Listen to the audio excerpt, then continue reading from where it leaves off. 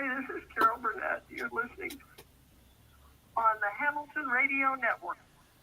Go ahead, Joel. So I scream out for you to rescue me. Hold me in your arms and turn my nightmares into dreams. Wipe my tears away. Hi, everyone. Welcome to the Helping Hand Show. This is going to be a great show. It's going to be a little bit different show. It's not going to be a scripted show that I wrote. I have a few actors on here, and we're going to talk about the concept of Helping Hand, why I wrote these many shows. I've written so far 18 half-hour Helping Hand shows. And let me tell you where it all starts. You know, my father said to me as a kid, as a little boy, he said, "Son, if you didn't help anyone in life, what did you really do?" I didn't know what that meant. But I can tell you this. I got married and I had three little kids and I bought our first house and we had a really bad snowstorm. And the neighbors around me had snow blowers and they snow blowed the snow off their front sidewalks. It may have taken them 15, 20 minutes. I went out there with a shovel and it took me over an hour to shovel the snow. And not one neighbor helped me. When they got done snow blowing their snow, they put the snow blower back in the garage and they went to work.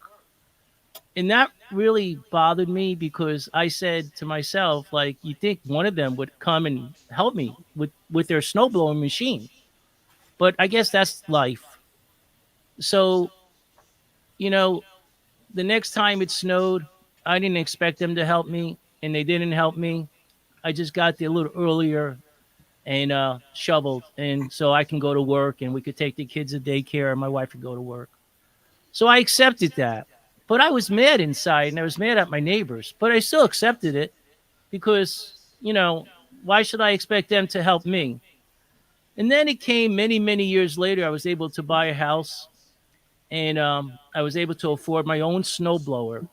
So we had a bad snowstorm, and we had a new neighbor move in a few months ago. So I took that snow blower out there, and it ate through that snow like a hot knife going through butter. And I enjoyed it. It was fun. And I got rid of all the snow in probably 20, 25 minutes. And I was proud of myself. And I was going to wheel the snow blower into my garage. And I saw our new neighbor come out. She was a single mom with four kids. And she came out with a shovel. And I looked at her and I realized that was me. So I turned that snowblower around and I cleared all the snow off the front of our house. It made me feel happy and it changed me inside. Now, it didn't cost me any money to do that. And the effort really wasn't that great because the snowblower was a commercial machine and I got rid of all her snow and I enjoyed doing it. But you know what? It made my life better. So that's how I gave someone a helping hand. Now I'm going to tell you how someone gave me a helping hand. We had a flight booked on an airlines to fly to Florida. And of course, we showed up late and we thought we were going to miss the plane. But we got there just in time. And I'm sitting with my wife and I said, we didn't eat. I'm so hungry, so hungry. But we didn't have time to get anything to eat because we were going to be called on the plane. And I saw there was a guy sitting across from me with his wife. And he had these two long things in a bag. I don't know. They looked like I can't tell what they were, but with two long, skinny bags. And he was looking at me and he was listening to me talk to my wife saying how hungry I was, how hungry I was.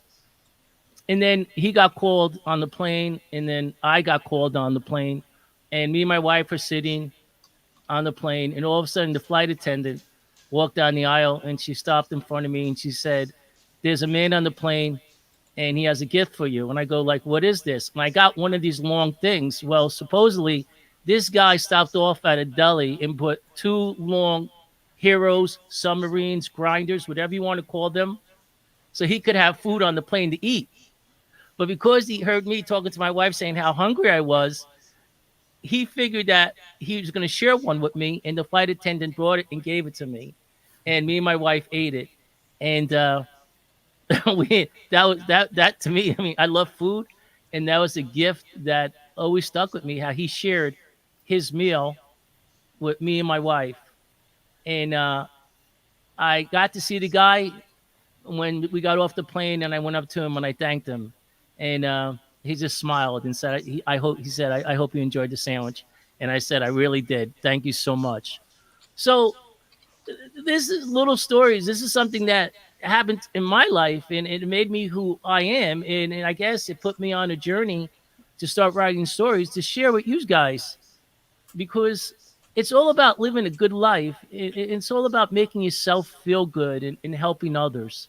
And if you can do that, then you know what? You had a very, very happy, fulfilling life. So that's my story, and I hope you enjoy our shows every week. And thank you for listening. Joel, this is a good idea. Sometimes it's just good to, like my grandmother used to say, it's just good to visit.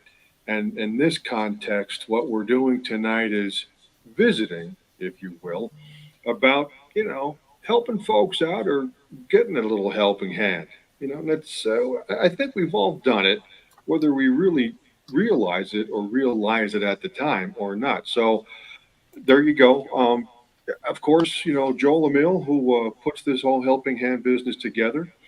We have Tim McGrath here this evening. We have Ryan Evans here as well.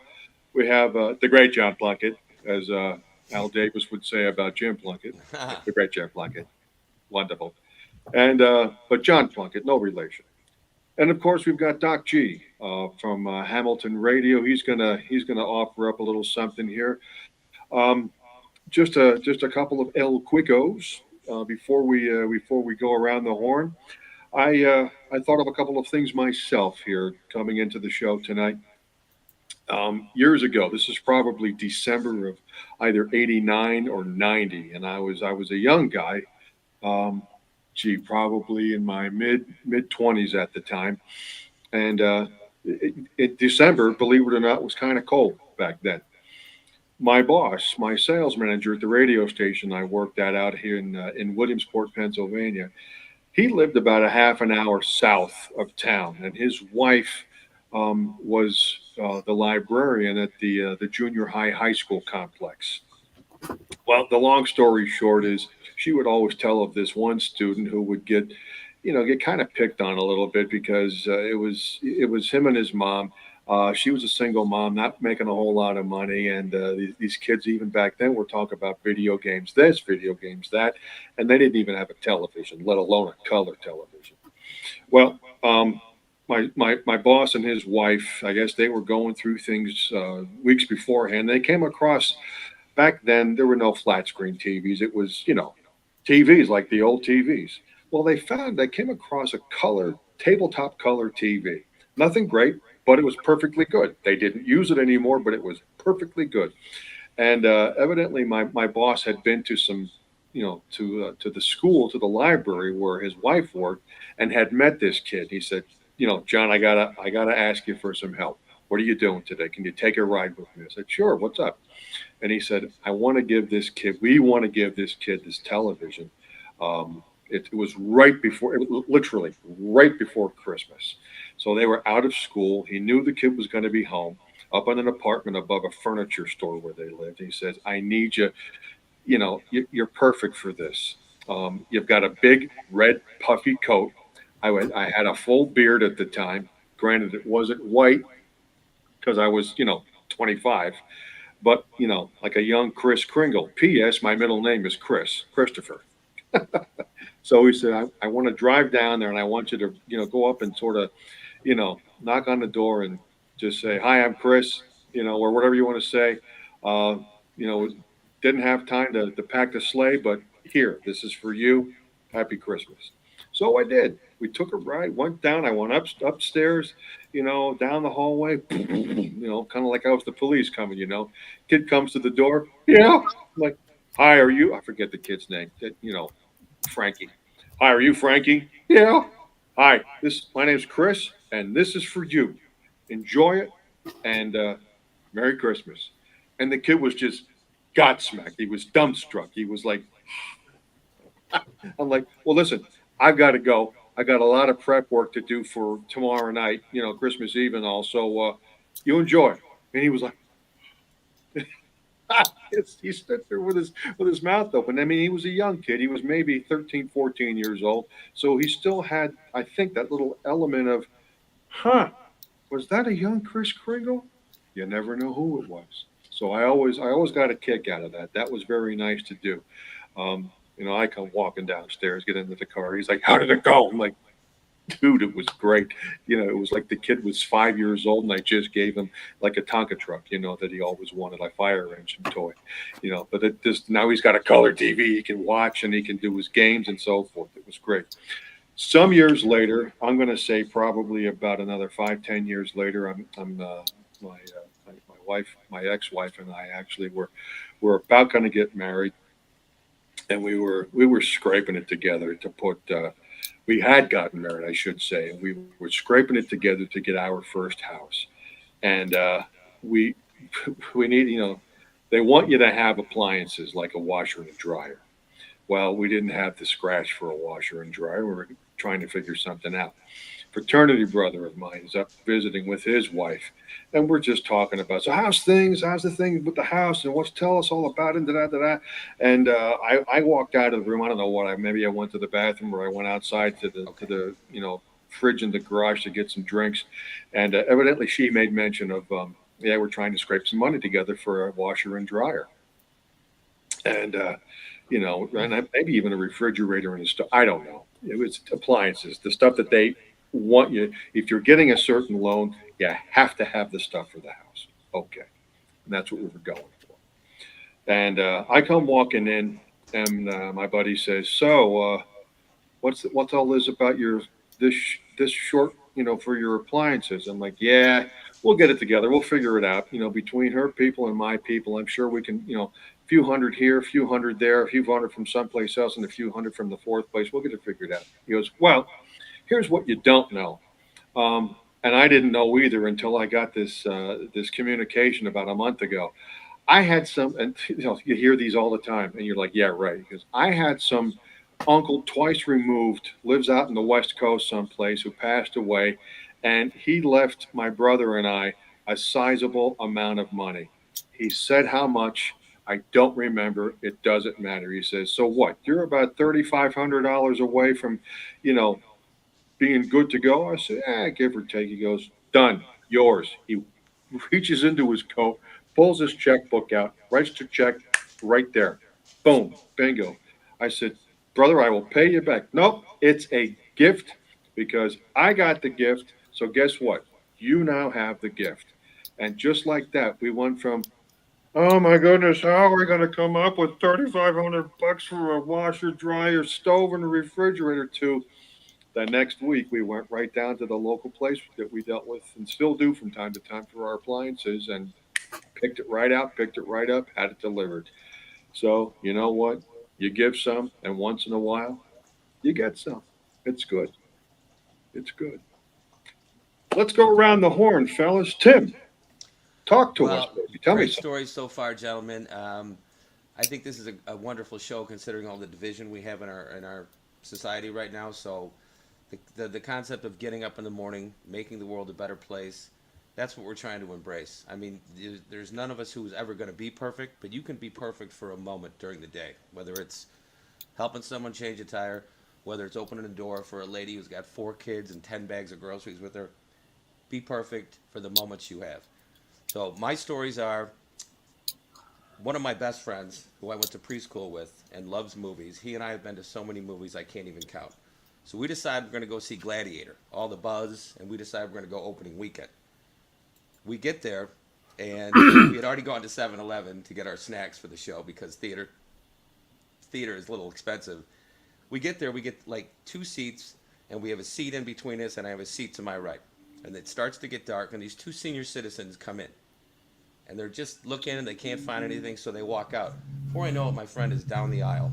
He goes out, he gets them, he brings them back up. They sit with us.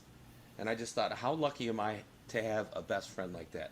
And I thank him for it every time, and we're still best friends. Second story would have to be, since I teach, I don't know how much of you remember anything from grammar school. I really don't. I try my hardest, but at the end of the day, before it's 10 minutes to go, get your coats and all that, I look at them and I just give them my speech. And I just say, everyone in this room has talent. There is something you are better at than most people. You're going to find out what that is, because you don't have to decide today what you want to be, but you should be thinking about it every single day moving forward. And with that talent, you're to develop a passion. You're going to get better and better. And one day, at the end of a week, you're going to get a check from a guy that's going to smile at you because you're doing such a good job for doing something that you love. You all have talent. In closing, I'm in this business because of a casting director who gave me a chance. I'm on a TV show, and I love this business. I want to get in this business, and I wouldn't be here without her. She does headshots. She did mine. She's a casting director, and she's an actress. But most importantly, she gets it. She gets up every morning and makes the world a better place. She is one of the most pleasant people I know, and I thank God she's in my life. It all matters, Tim. You're exactly correct, sir. It all absolutely matters. Thanks for sharing that. Absolutely. Gino, Doc G, Hamilton Radio. Tell us something. Well, years ago, guys, when I started out, and there's a friend here of mine from early years when we started out as a radio station in the early 90s. The person had cancer. They reached out to me. They said, I have cancer. Doctor says that not a good prognosis, not going to be around long. And I said, what can we do as a radio station to help you? What would bring your spirits up? What would lift you higher than anything ever? He said, just play a few songs for me. I said, yeah, no problem. Well, guess what? Not only we played songs for him, we played songs for him, for his whole family. It raised his spirits. And I believe from the last couple of years that he reached out to me. He told me, I'm still here.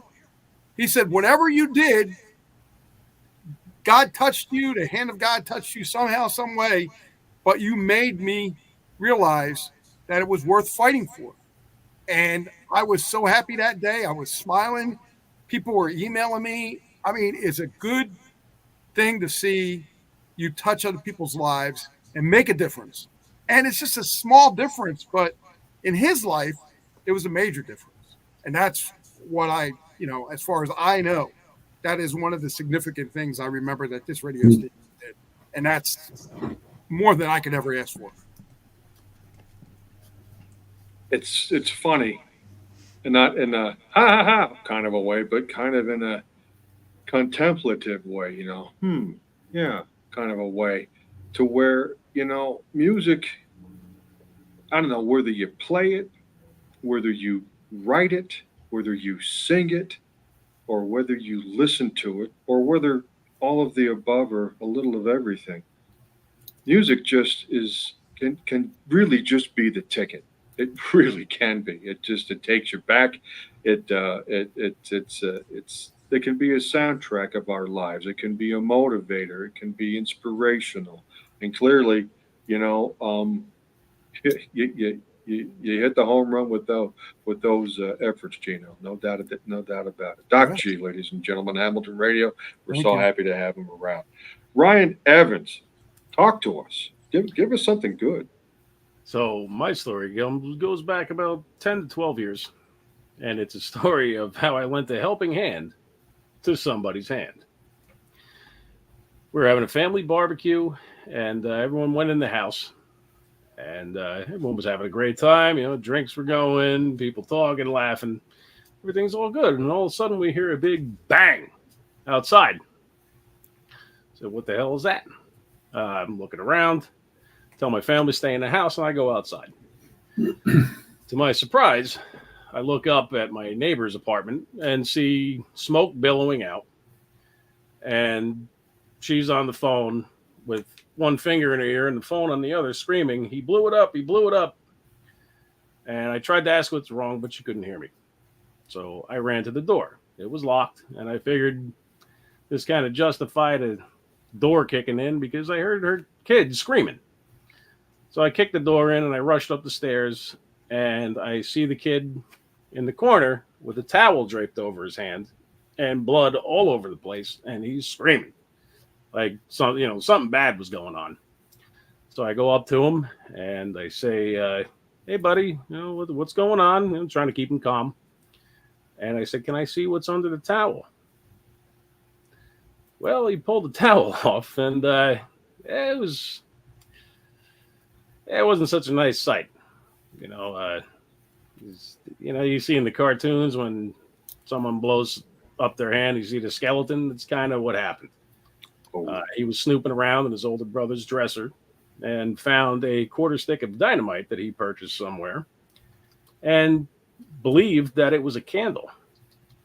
So he lit it, and it spooked him because it wasn't like a normal candle. It was going. Tss. He ran up to his mother and said, "It won't go out. It won't go out." And it went boom. And that's about the time I noticed she had stuff all over her face, which was probably pieces of his fingers and stuff. And so I told him, I kept him sitting down. I kept him calm. I took my belt off and I tourniqueted his arm and had him hold it up over his head until the first responders showed up, which thankfully was very fast. And he claims I saved his life, but I don't know.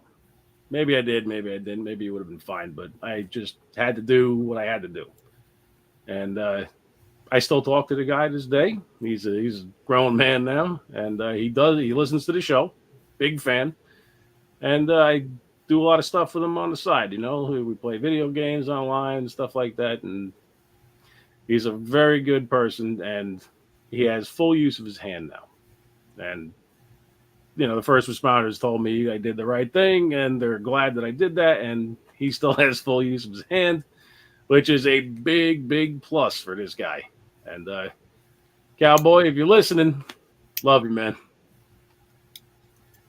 Awesome. I mean, listen, who amongst us hasn't done something like that to where it's, uh-oh, and before you know it, it's, it's happened. It's, again, a slice of life. And, boy, I tell you what, good outcome, for doing a good piece of reactive efforting, I guess you could say. John Plunkett, what is up? Talk to us about, some of the helpful helping handedness that perhaps you've gotten into or been a beneficiary of. Well, firstly, it's great to listen and be with you guys. Doc G, if not for you and Joel, we're not here tonight. You're here. And obviously with Johnny T's stewardship at the helm. So thank you. And to listen to Tim and Brian and everybody else's testimony, it's impactful. We're all still on this planet, and all these stories, they're real, they're emotional. They then fill that part of the brain that, it takes us to the next day. As Tim, as you say, that we all have talent. I love that. And as the song says, we all get by with a little help from our friends. So music does matter. So when Joel called the other day about this opportunity, I without question became emotional because I think back to the time frame of just graduating college. I was dating a girl. She wanted to get married. I was about 500 miles south of where I grew up. And my family was displaced. We were all over the place. I had no home base. The nest was no longer the nest. Certainly had friends, some relatives, allies, but in terms of a helping hand, to be there was a challenge at that time. And fast forward to right now, all these years later, I'm still very close with the folks that lent me a helping hand way back in the mid 80s when I was challenged to say, what do I want to do with my life? I had just graduated. I was working and selling services door to door. That was very interesting. It was beyond humbling, but it was a great experience. But I was in an uneasy, how life is, you're zigging and zagging. I was in an uneasy place in my heart and soul. I really wanted to get back to New York and whatever was in my gut to be Wall Street, whatever that meant. I had no idea. I was 22. What did I know what that meant? I didn't know what that meant. And my best buddy's parents said, JP, just come home. You could live with us. That was the conversation. And I spoke to that guy today, actually. I spoke to his mother the other day after the 4th of July because something very emotional happened with a helping hand situation. It was give back time. You guys know how it is. It's always give back time to help folks out because none of us know what today or tonight or tomorrow is going to bring. So, you know how some of us grow up and you have your folks and then you have your favorite coach, impactful coach, or your best buddy's parents who take you on as their second child and this kind of thing. Mm-hmm. Well, that's the helping hand experience that I'm describing to all of you and out there in the global airwaves tonight. I'm just so grateful for loving helping hands. And believe me, I was not carrying on as a saint in the Boy Scout when I was 18, 22, 25, and 30 years of age. And these folks said, just come on home. You could live with us. And they gave me a start. They gave me a roof over my head. They gave me the start so I could begin my life. Soon after that, I meet my wife. We get married, blah, blah, blah. Life happens, as you guys know. And all these years later, here we are, working together as a team, offering our helping hands in the airwaves and on the flat screen here. So I think it's a terrific and wonderful. I've mentioned this more than once on this show, that the concept, Joel, that you've come up with, because to the earlier comment, I think, Tim, you made it that we all need one another. None of us get through this thing called life without help, whether it's your neighbor.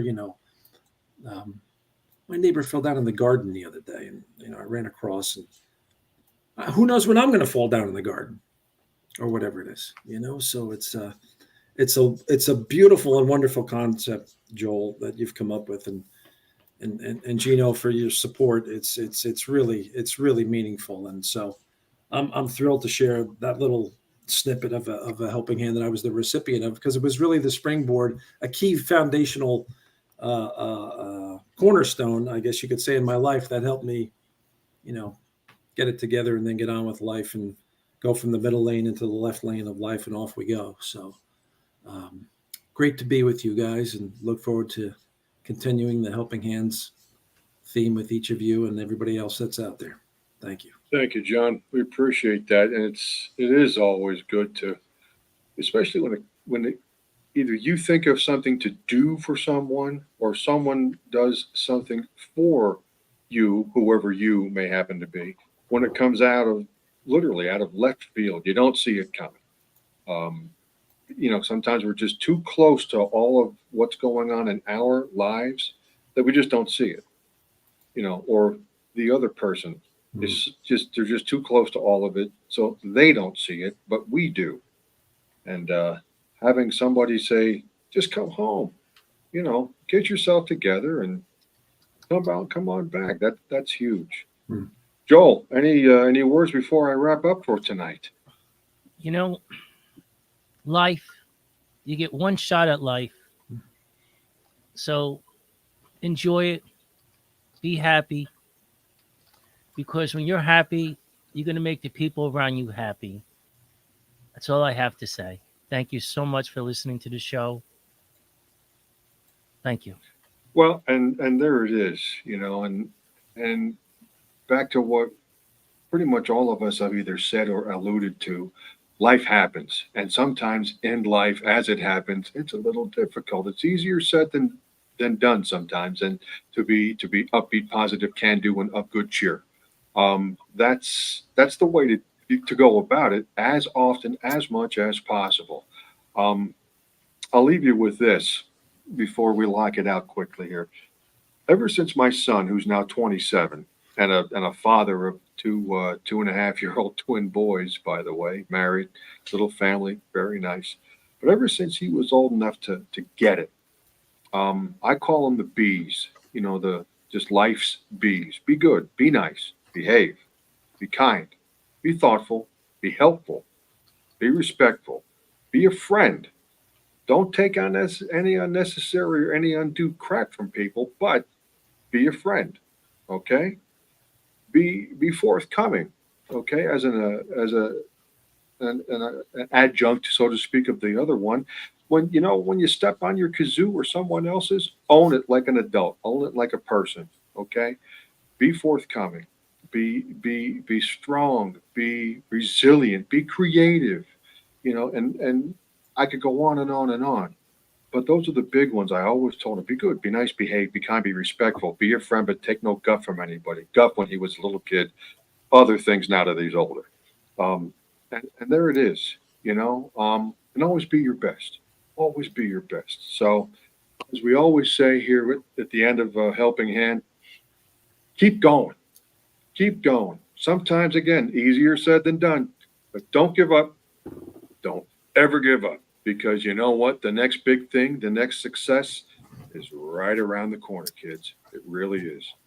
That's our Helping Hand for today. Thanks for watching. We'll catch you next time right here on Helping Hand. So long. One more thing, guys.